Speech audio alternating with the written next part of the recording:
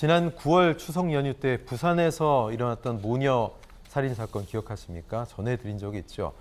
당시만 해도 생활고에 따른 극단적인 선택에 무게가 실렸었는데 용의자로 이웃 주민이 구속이 됐다는 소식이 있더라고요. 네, 이번에 이제 반전이 일어났죠. 네. 그때가 이제 추석 연휴 마지막 날인 9월 12일로 기억을 하고 있는데요. 부산에 있는 한 빌라에서 모녀가 어머니는 거실에서 사망한 채로 발견됐고 예. 딸은 자기 방에서 이제 발견이 됐는데 그 다른 방에서 잠을 자던 그 중학생 아들 이를 발견하고 경찰에 신고를 했었죠. 네. 이 경찰은 이제 초동 수사 당시에는 외부 침입 흔적이 없었다.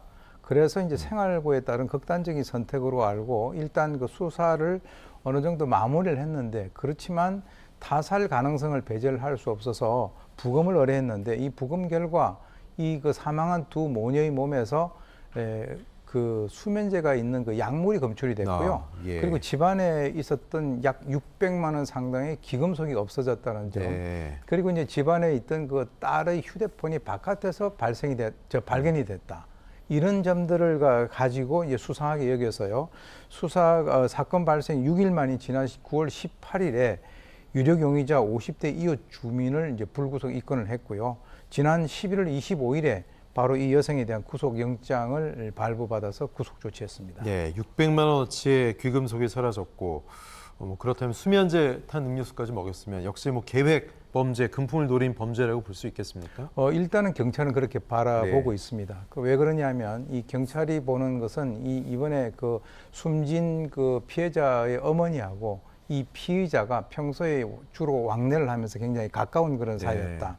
그리고 이제 피의자가 모녀가 숨지기 전에 마지막으로 방문을 했었던 같은 그 빌라에 사는 이웃 주민이라고 그래요.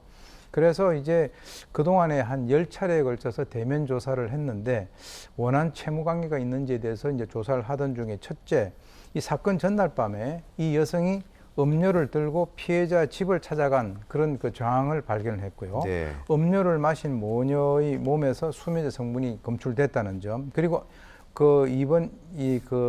동일 성분의 그 수면제를 이 여성이 이미 그 병원으로부터 처방을 받았다 그래요. 그 정도는 명백한 증거 아닙니까? 거기다가 이제 예. 그 아들 같은 경우는 네. 그걸 먹고 14시간 동안 잠을 잤다는 거죠. 예. 그래서 이런 것들을 보니까 이제 결과적으로는 이 계획 범죄로 현재 경찰은 보고 수사를 지금 박차를 가고 있습니다. 예. 근데 피의자는 인정하는 피의자 많지 않습니다만 일관되게 혐의를 부인하고 있거든요.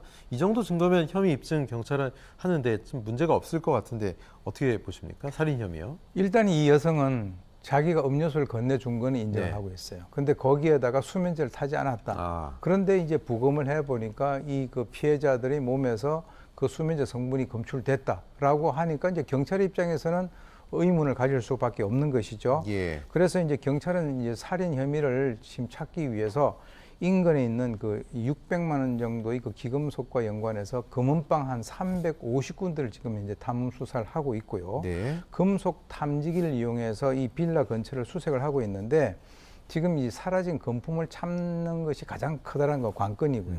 그리고 이제 관련 증거를 수집을 해서 이번 주 내에 검찰에 송치를 할 예정이라고 그렇게 하니까 아무래도 경찰은 이 여성에 대해서 강한 의심을 가지고 있는 것 같습니다. 예.